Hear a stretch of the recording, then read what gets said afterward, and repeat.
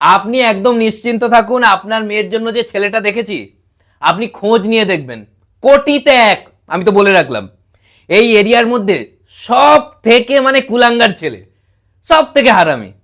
ওরে বাপরে, মারাত্মক হারামি ছেলে। মানে আপনার মেয়ের সাথে যা মানাবে, আপনার মেয়ে যতটা হারামি ও তার থেকে বেশি হারামি। আমি বুঝতে পেরেছি আপনি মেয়ের বাবা, তো একটু টেনশন হওয়াটা স্বাভাবিক।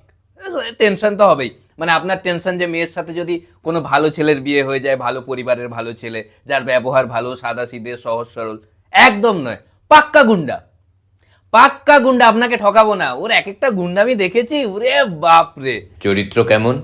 চরিত্র তো মানে আপনার থেকেও খারাপ, খুব বাজে চরিত্রের, দারুণ। আপনাকে কি আমি ঠকাবো? আপনার মেয়ের সাথে আমি চোরের বিয়ে দিয়ে দেবো? ও ডাকাত। এই যে রামপুরে যে সোনা দোকানটা পুরো ডাকাতি হলো, কে করলো? এই ছেলেটাই। আবার এমনি গিয়ে ডাকাতি করে নিয়েছে না, অস্ত্র শস্ত্র দেখিয়ে, অস্ত্র আছে। মানে এখানকার ডাকাতির যত বড় বড় প্রজেক্ট সব তো ওরাই করে।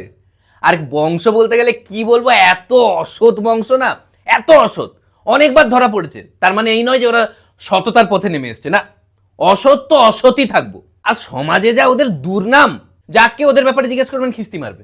একদম টেনশন নেবেন না, মানে ছেলেটা কোনো দিক থেকে ভালো নয়, সব দিক থেকেই খারাপ।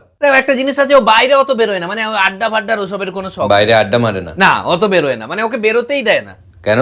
আরে জেল থেকে কি করে বেরোতে দেবে, ও তো এখন জেলে আছে। বাহ, কিসের জন্য জেল হয়েছিল? ওই রিসেন্ট যে ভোটটা হলো, ওখানে ছাপ্পা মারছিল, তারপর? তো পুলিশ ধাপ্পা দিয়ে দিয়েছে, যেরকম হয় আর কি। মদের নেশা আছে? না, ওই ওই একটা জিনিস আছে, মদ দেখলেই ও ছুটে পালায় মদের দিকে, যেদিকে মদ আছে।